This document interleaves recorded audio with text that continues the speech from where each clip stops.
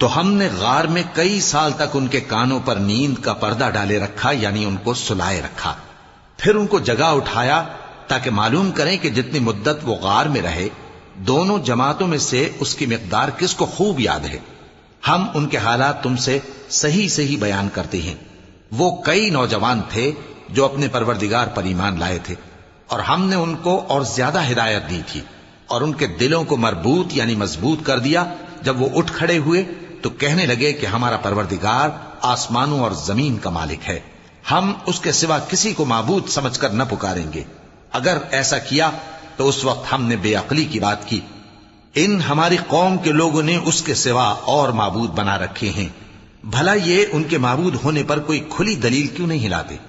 تو اس سے زیادہ کون ظالم ہے جو اللہ پر جھوٹ باندھے؟ اور جب تم نے ان مشرکوں سے اور جن کی یہ اللہ کے سوا عبادت کرتے ہیں ان سے کنارہ کر لیا ہے